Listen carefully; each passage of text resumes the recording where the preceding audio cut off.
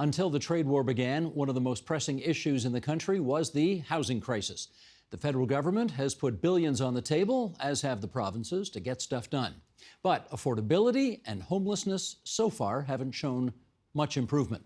With us now for more, the Federal Minister of Housing, Infrastructure and Communities, Nate Erskine-Smith, who's also the Liberal MP for Beaches East York, and we welcome you back to the studio. Yeah, thanks for having me. I want to just start with a very basic question about when you took this job on, which is not even 3 months ago. I assume you knew you're probably here for a good time, not a long time, as the song goes. I said short runway, I think, in my opening remarks when I was swearing in. Exactly. So I guess the obvious first question is, can you, it's going to be an election called soon, you may not even have this portfolio a month or two from now. Yeah. What made you think, or have you discovered that you can or cannot actually do anything in such a narrow period of time? I mean, I went in eyes wide open, where this is such a challenge. It's decades in the making, and we're not going to get out of it in 3 months with me as the minister. Now, I was able to build on the success of my predecessor, where I think as of last year, we have a pretty comprehensive set of policies in place, and I'm able to deliver on a lot of those policies now. And so I've been out making announcements on Housing Accelerator Fund, I've been out making announcements on public transit, and there are real dollars in communities that are helping to get housing built and greater density near transit, and that's all really good. The next part of this is what comes next, and really putting my own stamp on what comes next. And I've been vocal about the need to remove barriers to getting the market to build, but also been vocal about the need to double non-market housing and really play in that space as well. Is it a good thing, or is it a harder thing for you doing your job, the fact that the Trump trade war has taken over the political agenda of the country? Harder in the sense that the overriding focus, of course, as it rightly should be, is focused on defending our economic and national interests.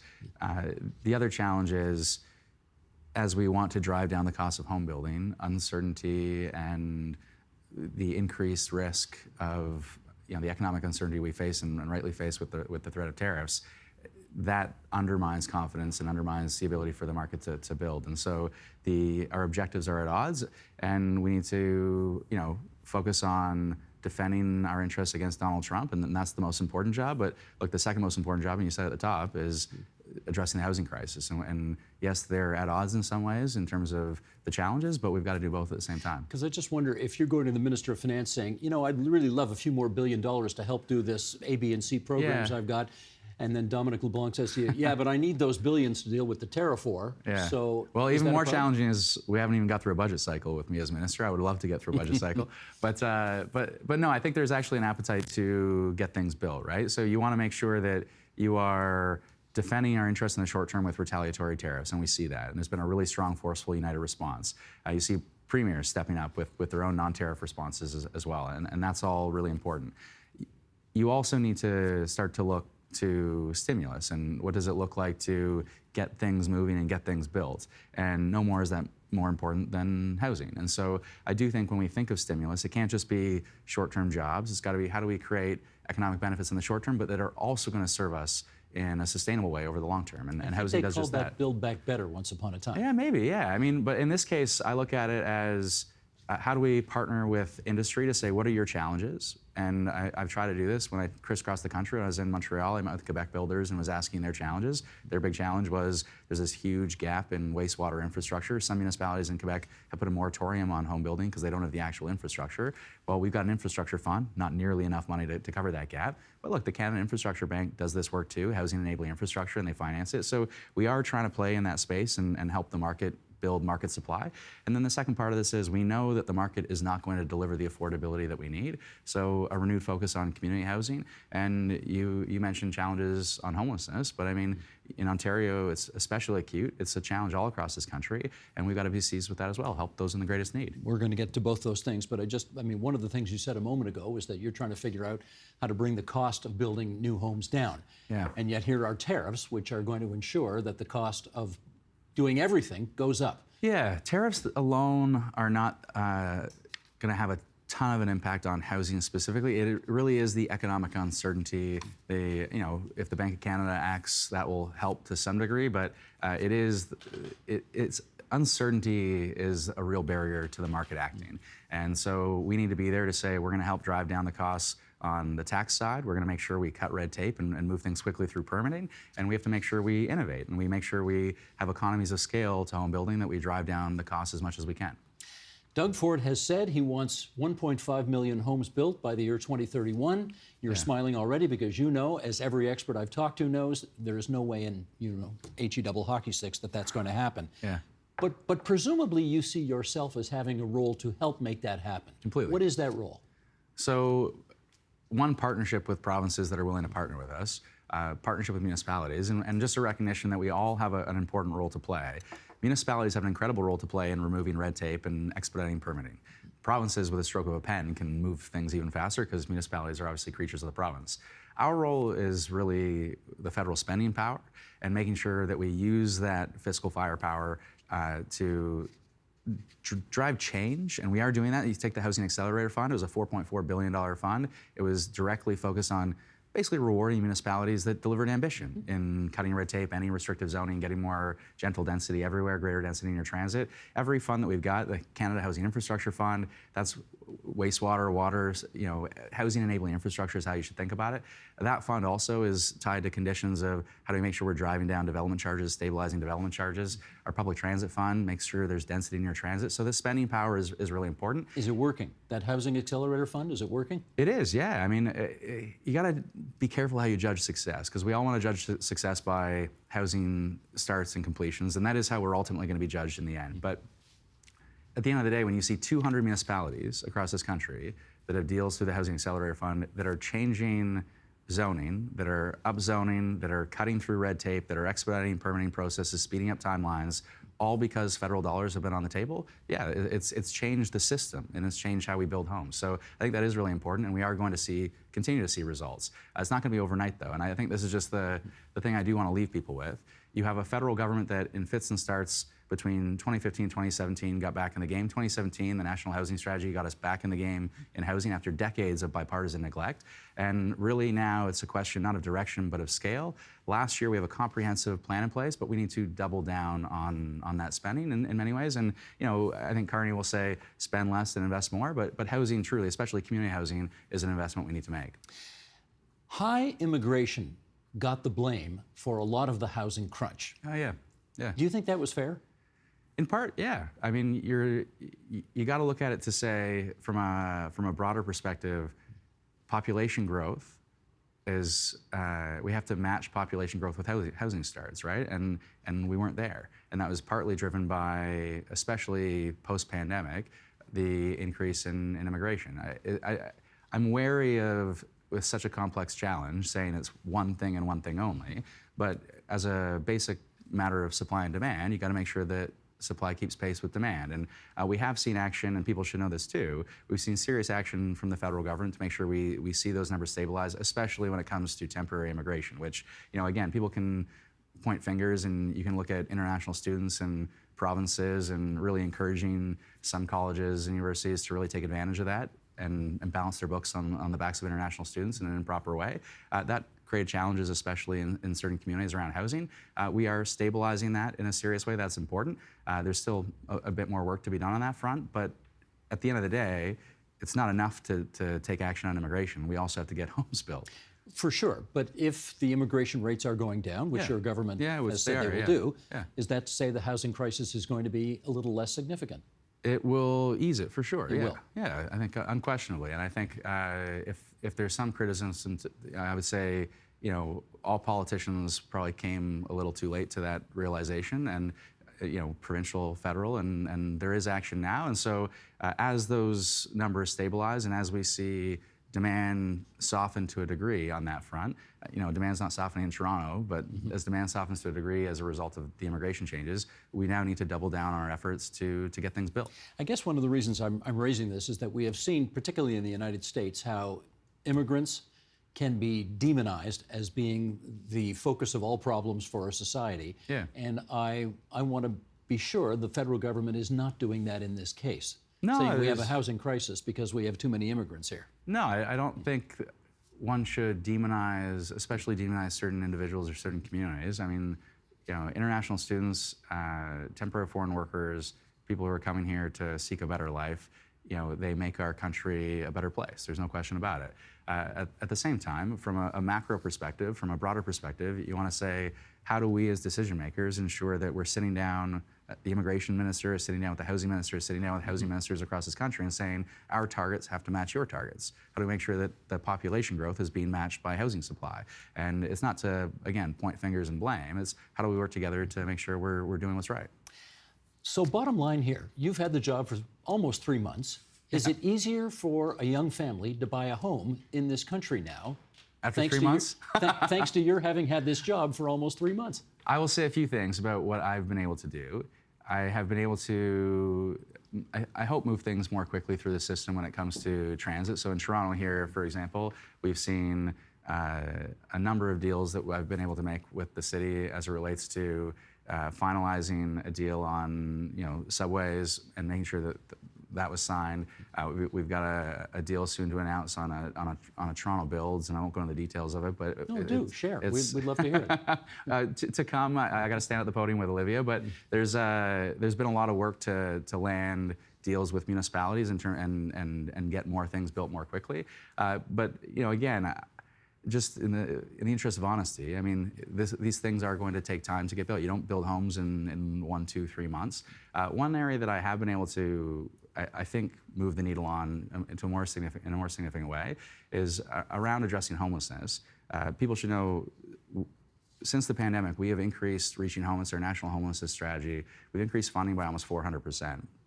We maintain that funding. We deliver $4 billion through the Rapid Housing Initiative to get homes built to transitional housing shelters and supportive housing.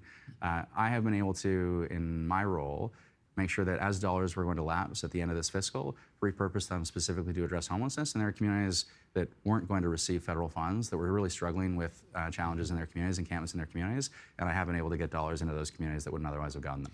How does that work? Because, I suspect we'd agree on this. I cannot remember a time, and I'm a little older than you, where we have seen homeless encampments in every major city and town in this province, and it's shocking. Yeah. So how does what you are trying to do actually reflect itself in reality? A few different ways. So, and like you, I've seen it not only here in Toronto. I mean, crisscrossing the province for the Ontario Liberal leadership in 2023, it came up everywhere, right? And it came up from a number of different ways. People would say, from a very compassionate perspective, they would say, these are neighbors and they need our help, and there are too many people in need of help, we need to do more. And there were others that were saying, our main streets and our parks, and these are public spaces, and they need to be welcoming to everyone. And I think part of it is the clarity of what the goal is, and the goal is to make sure we do have welcoming public spaces that are welcoming to everyone, at the same time as we ensure we treat everyone with dignity. And to do that, we need to make sure that we are building more homes that are accessible and available. And who's the we there? All partners. So the federal government has a role to play on the spending power, and we're seeing, I mentioned $4 billion that's already been delivered. There's another $1 billion at CMHC that is being allocated for transitional housing, emergency shelters, and supportive housing. You also need, the continuum of housing. So when I was on PEI, the Boys and Girls Club had an emergency shelter that they support, and then there's transitional housing that they've built. And what comes next is affordable housing that is not up to market, but it's also not a shelter, and it's also not transitional housing. So we do need to lean into, and this is the community housing, non-market housing conversation, we do really need to lean into that, because if you want to make sure there's that continuum, if you want to make sure there's affordability across the spectrum there is a much more forceful role for the government to play, all governments, the provincial government too. Ontario used to have, in the 60s, an Ontario Housing Authority under a provincial, a progressive conservative government here that got social housing built. We have a huge social housing stock. I just met the housing minister in New Brunswick, but it's dated. We haven't built a ton of it in recent years. And so we got to do more of that. We got to update the existing stock we've got and retrofit it, but we've got to build more, because otherwise you're going to see it on our streets, you're going to see it in our parks, and that's not acceptable for all sorts of reasons. I know this is tough, but I also know that it shouldn't be as intractable a problem as it has appeared to be over the last decade or so. And to that end, I saw an example in Hamilton the other day where they are building these, they're homes, but they look actually like very tiny shelters. Tiny homes, yeah. Yeah, tiny homes. And they get people out of the cold, and they give them a place to sleep and to be. They give them a place to be. Why? I guess, why can't that happen nationally quickly? What's preventing it from happening? It can, it is, but again, it's not a question of direction, it's one of scale. So this is the Rapid Housing Initiative that I was speaking to. So, and I'll use an example in my own backyard in East York. The city put up a parking lot. We put in capital dollars through the Affordable Housing Innovation Fund, which was a precursor to the Rapid Housing Initiative.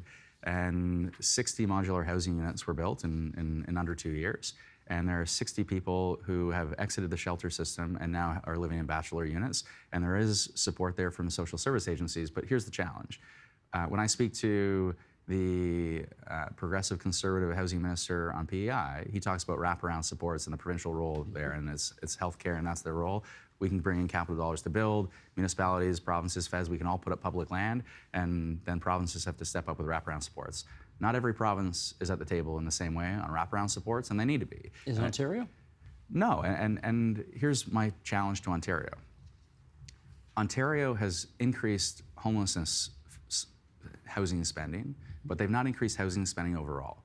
And so we've seen social housing spending decline significantly. And as we have increased our social housing spending, as we've gotten back in the game federally since 2017 and 2018, as our dollars have gone up, the provincial dollars on social housing have gone down. So it's a wash. That's right, and it's unacceptable. And so, I'm glad to see Premier Ford step up and really give President Trump a good go, and that's what he's got to do right now.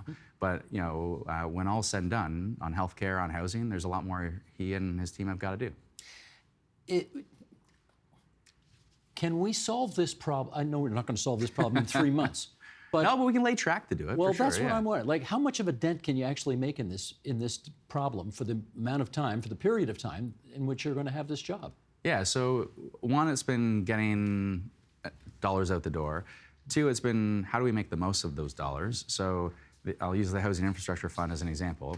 We have a $6 billion fund for across the country for all provinces on housing enabling infrastructure. And I mentioned meeting the Quebec builders. They said in Quebec alone the gap is $45 billion, and here we got a $6 billion fund. Now, again, CIB, the infrastructure bank, has a role to play in this too on the financing side and just changing how we do business. But when we want to drive down development charges, Ontario and BC are the worst actors on this and driving down the cost of home building. So I'm trying to make the most of this housing infrastructure fund, and I'm trying to do deals with municipalities directly where I'm saying, give it your best shot. We want to help you with housing enabling infrastructure, but I also want you to take action on DCs, development charges. So I'm starting to have conversations with municipalities that are saying, can you defer the collection until occupancy and waive interest? Can you waive development charges entirely on the first 4 units of a multi-unit residential build? And we're starting to establish best practices with municipal actors to drive down the cost of home building. So that's on my watch just in the last few weeks. The last piece, and this is the what comes next. Because Carney has rightly said it's time to build. It is time to build, especially when it comes to housing. And there are additional steps municipalities and provinces have to take to get out of the way of home building. And on the tax side, on the regulation side, and the red tape side, I think we can play a more forceful role on innovation, on the prefab offsite construction side, drive economies of scale. There's a role to play for the feds on the spending power. The other place and I've said it already, but of the entire housing stock, do you know how much is social community housing? Nope. Under 4%. It's less than half the OECD average. In the UK, it's 16%, okay? So my goal, however long I occupy this role, I'm just gonna keep repeating until we get to this place. I wanna see us double, in the next 7 to 10 years, double non-market community housing. That will be an important contribution if we can make it. Got a couple of minutes left here, so let's talk a little politics. I know that at some point, I presume, either Mark Carney or his team are going to come to you and they're going to say, Minister, when do you think we should call the election? What are you going to tell them? I think that we've got to get as much done as we possibly can in a short runway, and there are a few things that I'm trying to tie up over the next couple of weeks. I do think when you look at my conversations with Canadians, when I see questions asked that pollsters are asking, an overwhelming majority of Canadians are saying need a mandate. All opposition parties have said they're going to bring us down. Jagmeet Singh is on and off again on that. I'm not really sure, but overwhelmingly the opposition parties are saying they're going to bring us down when we go back to Parliament. So my advice would be, you don't have a seat in the House. We're going to have an election this year, one way or another. You need a mandate to defend our national interests vis-a-vis Trump. So let's go to an election in the next 2 weeks. Should he call it this week or next week? I would say, around March 20th, March 22nd, whatever it is, before we go back to Parliament. I mean, he doesn't have if he had a seat in Parliament, I might feel differently about it. If we weren't facing a threat of tariffs, I might feel differently about it. If we had a partner in Parliament, I might feel differently about it. But none of that is true. So let's go seek a mandate. Let's have Canadians, Canadians have to make a call, and let's get back to work. Is it a problem to have a national election in the middle of this tariff war with the United States? No, and I'll say it for a couple of reasons. One is I think in Prime Minister Trudeau, he has really met the moment, and we have established an incredibly strong response.